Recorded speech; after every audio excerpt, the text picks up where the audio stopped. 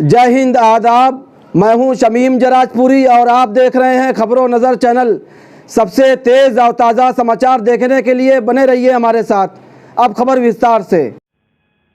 मैं इस वक्त मौजूद हूं यूपी के आजमगढ़ में और हमारे साथ खबरों नज़र चैनल से बातचीत करने के लिए मौजूद हैं गोरखपुर फैज़ाबाद से पूर्व प्रत्याशी एमएलसी और दलित बैकवर्ड के ज़मीनी नेता, ईमानदार कर्मठ नेता, जो हमेशा दलित बैकवर्ड और जो दबे कुचले लोग हैं, जो समाज हैं, उनके हक अधिकार की लड़ाई लड़ते रहते हैं। चाहे वो आरक्षण की लड़ाई हो, चाहे वो दलित बैकवर्ड को सम्मान देने की बात हो। करुणाकांत मौर्य जी जो समाजवादी पार्टी के वरिष्ठ नेता हैं और एक संघर्ष करने वाले नेता हैं।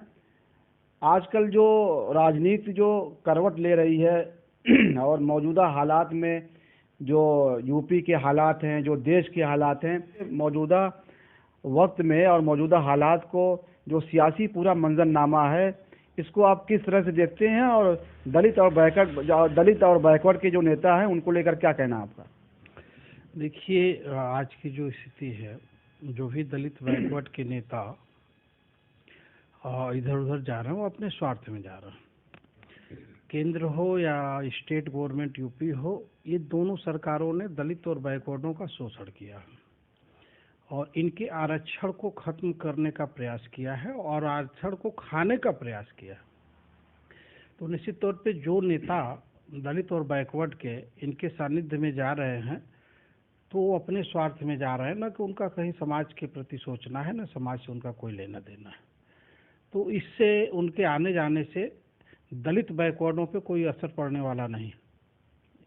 इस तरह के नेता कहीं भी आए जाए उनके समाज पे असर नहीं पड़ेगा, क्योंकि आज दलित बैकवर्डों के जो बच्चे दर दर भटक रहे हैं नौकरी के लिए, 6 साल से प्लस हो गया यूपी गवर्नमेंट को और 9 साल हो गए केंद्र सरकार में, केंद्रीय सरकार भाजपा की।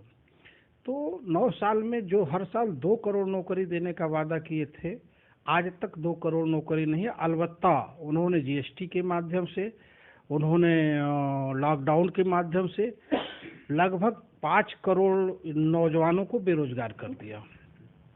तो जो नौजवान बेरोजगार हुआ है, जो नौजवानों को नौकरी नहीं मिली, वो दलित बैकवर्डों के परिवार से ही आते हैं मैक्सिमम। तो इस स्थिति में नेता चाहे जिधर भी जाए, जो भी उनकी क्रिया प्रतिक्रिया हो, उसका असर इस बार पड़ने वाला नहीं है। इस बार दलित बैकवर्ड विकल्प के रूप में पीडीए को देख रहा है। उत्तर प्रदेश में समाजवादी पार्टी विकल्प है, उसके पक्ष में जाएगा।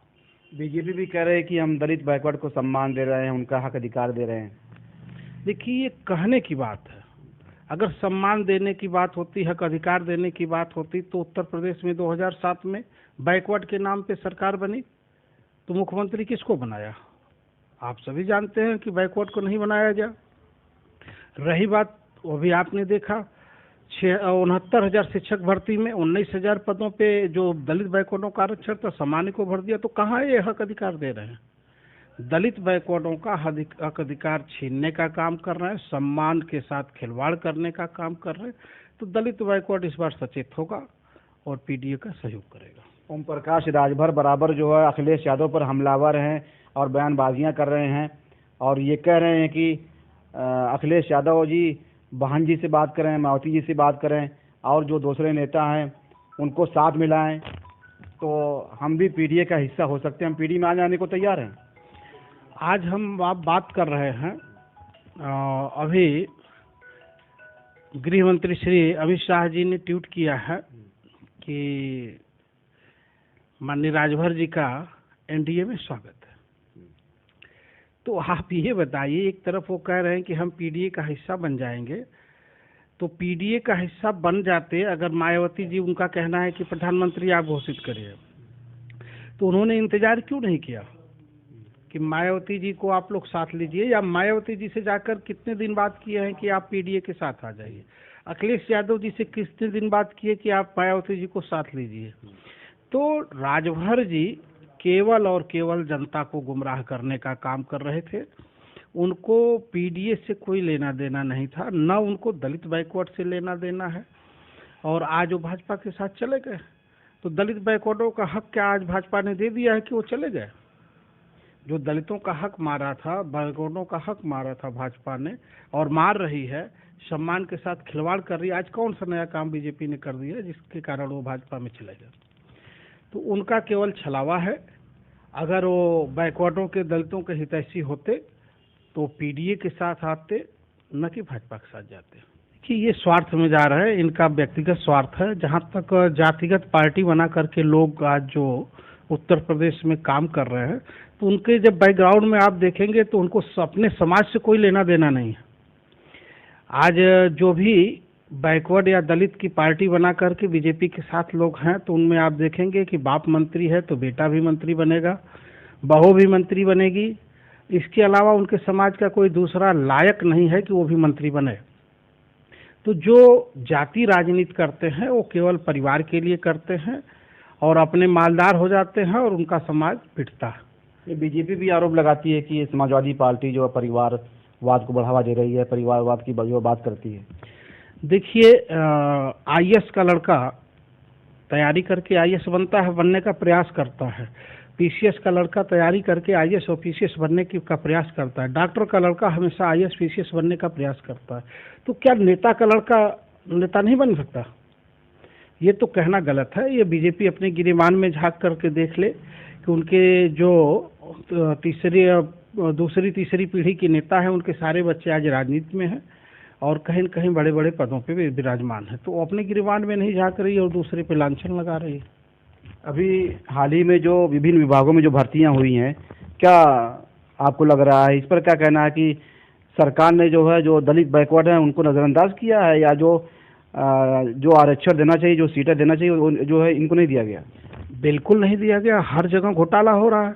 दलित बैकवर्डों के आरक्षण का ही तो घोटाला हो रहा है। इसी की बात तो राष्ट्रीय अध्यक्ष अखिलेश यादव जी लगातार कर रहे हैं कि दलितों बैकवर्डों के हक को खाने का काम बीजेपी कर रही है। और इसका 69,000 शिक्षक भर्ती घोटाला सबूत के तौर पे है। और तमाम ऐसे अभी डेली आ रहे हैं कि यहाँ भर्ती हुई तो इतने पद थे, उसके सापेक्ष बैकवर्ड के जो पद थे वो भरे नहीं गए। तो आज की ये स्थिति है, तो कहाँ दलितों बैकवर्डों का हक मिल रहा है?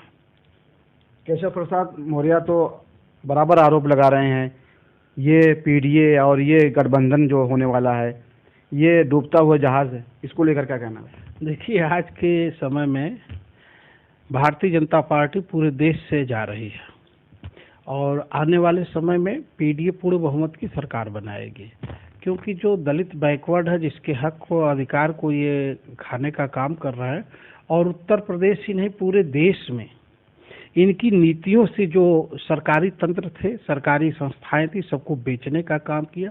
जहां हमें आरक्षण के तहत नौकरी मिलती थी, प्राइवेट में होने के कारण हमारा वो हक और अधिकार खत्म हो रहा। तो लोग इस बात को समझ रहे हैं और निश्चित तौर पे इस बार सरकार को बदलेंगे। अखिलेश यादव बराबर जातीय जनगणना की बात क्यों कर रहे हैं? तो सरकार जातीय जनगणना क्यों नहीं करा रही है? तो इसको लेकर क्या कहना है? देखिए, अखिलेश यादव जी जेन्युइन बात कर रहे हैं। आज के समय की वो मांग है कि आप कहते हैं कि आप 3% है, 5% है, तो हम कहते हैं कि इसको आप जाति जनगणना करा करके फाइनल करिए कि आप कै परसेंट है और हम कै परसेंट है। जो हम जितने परसेंट है हमको उतना हक अधिकार दिया जाए। ये पता चलता है 3% लोग पूरी जुडिशरी पे कब्जा किए हुए हैं, 10% लोग पूरी जुडिशरी पे कब्जा किए हुए हैं। और आप बड़ी ए ग्रेड की नौकरियों में देखें तो ये 15% के लोग 80% सीटों पे बैठे हुए हैं। तो निश्चित तौर पे अखिलेश यादव की मांग जायज़ है और इसका हम लोग समर्थन करते हैं कि जाति जनगणना होनी चाहिए और जाति जनगणना के आधार पे उनको आरक्षण देना चाहिए। आप कह रहे हैं कि दलित बैकवर्ड को अधिकार नहीं दिया जा रहा है, आरक्षण जो है उनके लिए जो है मुहैया नहीं कराया जा रहा है और आरक्षण नहीं दिया जा रहा है और उनको सम्मान जो है नहीं दिया जा रहा है। बीजेपी तो कह रहे हैं कि सबका साथ, सबका विकास, सबका विश्वास। देखिए, ये कहने और करने में बहुत अंतर है। क्या 15 लाख की घोषणा उन बीजेपी ने किया था कि हमारी सरकार बनेगी तो जो विदेशों में काला धन जमा है हम ला करके 15-15 लाख सबके खाते में डालेंगे? डाला है क्या? नहीं डाला। 2 करोड़ नौकरी देने की बात की थी, आज तक 2 करोड़ नौकरी 9 साल में नहीं दिया, हर साल देने के लिए कहा था। तो बीजेपी के करनी और कथनी में बहुत जमीन आसमान का अंतर। तो 2024 के चुनाव में सबसे बड़ा मुद्दा क्या होगा जो दलित और बैकवर्ड है? देखिए, आज के तो ज्वलंत मुद्दों में महंगाई चरम पे है। आज मध्यम वर्गीय को घर चलाना बड़ा मुश्किल हो गया है। और जहाँ तक रह गई हमारे निचले वर्ग के लोगों की, उनका तो किसी तरह से चूल्हा जल रहा है और एक टाइम में दाल रोटी चल पा रही है। देखिए, केवल आटा और गेहूं से घर नहीं चलता है। घर चलाने के लिए तमाम तरह के जिनिस की ज़रूरत पड़ती है। जो आज महंगाई है, सब्जियों का रेट आप ले लें, गैस सिलेंडर का रेट ले लें, इनके आने से पहले जो 340 का सिलेंडर था, वो ये हमारी एक नेता थी उस समय, चूड़ी भेंट कर रही थी मनमोहन सिंह को। आज 1100 हो गया, उस नेता का कहीं आता पता नहीं चल रहा। क्या ये अब विदेश के लोग गैस खरीद रहे हैं? 340 रुपये था तो महंगा था, और 1100 हो गया तो नेता का कहीं अता पता नहीं है। वो एक भी चूड़ी नहीं भेंट कर रही हैं। आज तो उनको भेंट करना चाहिए कि हाँ 350 से आप 1100 ले आए। तो ये महंगाई एक बड़ा मुद्दा है। दूसरा मुद्दा बेरोजगारी है। इनकी सरकार में, चाहे स्टेट गवर्नमेंट हो या केंद्र गवर्नमेंट हो, इनकी सरकार में एक भी फेयर वैकेंसी नहीं आ रही कि जो समय पे पूर्ण हो जाए। पता चलता है पर्चे लीक हो गया। ये दूसरा मुद्दा है। तीसरा मुद्दा ये है कि हमारे आरक्षण को ये खत्म करने का प्रयास कर रहे हैं, या हमारे आरक्षण में बड़ा घोटाला कर रहे हैं। तो दलित, बैकवर्ड, ओबीसी का भविष्य आप कहाँ देखते हैं? उनके भविष्य को उज्जवल करने के लिए, उनके आरक्षण को जो है देने के लिए, उनका आरक्षण जो है पूरा करने के लिए किसको आप देखते हैं कि कौन ये लड़ाई लड़ सकता है, इंसाफ दे सकता है? देखिए, उत्तर प्रदेश में तो स्थिति बहुत स्पष्ट है। उत्तर प्रदेश में केवल और केवल एक ही नेता और एक ही पार्टी है। नेता है श्री अखिलेश यादव जी और पार्टी है समाजवादी, जो इन मुद्दों पे लगातार संघर्ष करे। उत्तर प्रदेश में कहीं भी कोई घटना हो जा रही है तो समाजवादी पार्टी उसको संज्ञान लेते हुए उस पर कार्रवाई के लिए लगातार प्रयास करे कि जो भी अगर किसी के साथ गलत हुआ, अन्याय हुआ, तो उसके साथ न्याय हो। तो अब तो कोई विकल्प दूसरा नहीं है, केवल और केवल एक ही विकल्प है, समाजवादी पार्टी। जो लोग भी, बीजेपी आरोप लगा रही है कि समाजवादी पार्टी जात बिरादरी की राजनीति करती है। बिल्कुल नहीं, बिल्कुल जात बिरादरी की राजनीति नहीं करती है। समाजवादी पार्टी सर्व समाज को साथ लेकर के चलने का काम कर रही है। आप उसके राष्ट्रीय टीम को देख लें। जो राष्ट्रीय अभी हमारे समाजवादी पार्टी की राष्ट्रीय कमेटी गठित हुई, उसको उठा करके देख लें, कहाँ एक जाति के लोग हैं। उसमें सर्व समाज की हिस्सेदारी है, दलित की भी है, बैकवर्ड की भी है, सामान्य की भी है। तो ये तो कहने के लिए है, कहने की बात है। अच्छा, जो ग्रेजुएट और पोस्ट ग्रेजुएट जो हमारे युवा हैं, जो लोग हैं, उनके रोजगार को लेकर क्या कहना है? देखिए, यही तो सबसे ज़्यादा दुख की बात है कि आज बेरोजगारी का जो आलम है, हमारे नौजवान 7 साल से जो तमाम तैयारियां कर रहे हैं, आज वैकेंसी नहीं आ रही, उनके साथ धोखा हो रहा है। पता चला जिनकी उम्र 40 साल रही होगी, बैकवर्ड के रहे होंगे, आज वो पार हो गए, उनको अब नौकरी नहीं मिलेगी। तो इस सरकार ने तो ग्रेजुएट, पोस्ट ग्रेजुएट के साथ धोखा किया और उनके साथ छल कर रही है। तो सारे के सारे पढ़े लिखे लोग इस बार सोच समझ के निर्णय लेंगे, उत्तर प्रदेश में पीडीए का सहयोग करेंगे और समाजवादी पार्टी को बड़े वोट से जिताने का काम करेंगे। करुणाकांत मौर्य जी, आप ये बताएं कि आजमगढ़, लालगंज और घोसी की जो लोकसभा सीट है, इस पर समाजवादी पार्टी की क्या स्थिति होगी और समाजवादी पार्टी कहाँ रहेगी, इसको लेकर क्या कहना है? देखिए, आजमगढ़ सीट तो इस बार बड़े वोटों से समाजवादी पार्टी जीतेगी। चूँकि पिछली बार जो हार हुई है समाजवादी पार्टी की, ये केवल समाजवादी पार्टी के वर्करों को ही नहीं खला है, पूरे आजमगढ़ लोकसभा क्षेत्र के लोगों को खला है कि जिसने आजमगढ़ का विकास किया।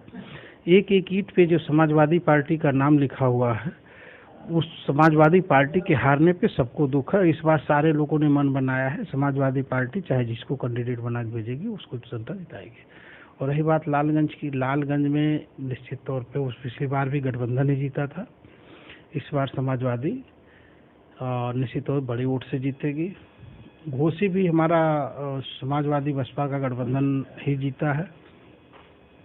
तो जी इस बार की स्थिति जो होगी, वहाँ का समीकरण, जो नेता दल बदल करके इधर से उधर जा रहे हैं, अगर उनको भाजपा वहाँ से कैंडिडेट बनाती है तो समाजवादी पार्टी वहाँ मोस्ट बैकवर्ड के चेहरे को, कुशवाहा को अगर उतारती है तो निश्चित तौर पे बड़ी जीत होगी। घोसी में क्योंकि 2 लाख के आसपास कुशवाहा है और मुस्लिम समाज का अच्छा वोट है, और साथ ही साथ माइनॉरिटी ये यादव समाज का अच्छा वोट है। तो मोस्ट बैकवर्ड को अगर टिकट समाजवादी पार्टी देती है तो हम घोसी लोकसभा भी बड़े वोट से जीतेंगे। ये थे दलित बैकवर्ड और समाजवादी पार्टी के नेता और गोरखपुर फैजाबाद से पूर्व प्रत्याशी एमएलसी करुणाकांत मौर्य जी, जो खबरों नज़र चैनल से बातचीत कर रहे थे। खबरों नज़र चैनल के लिए शमीम जराजपुरी, आजमगढ़। ताज़ा और तमाम खबरों को देखने के लिए हमारे चैनल को सब्सक्राइब करें। वीडियो पसंद आए तो लाइक और शेयर करें। खबर और विज्ञापन के लिए संपर्क करें।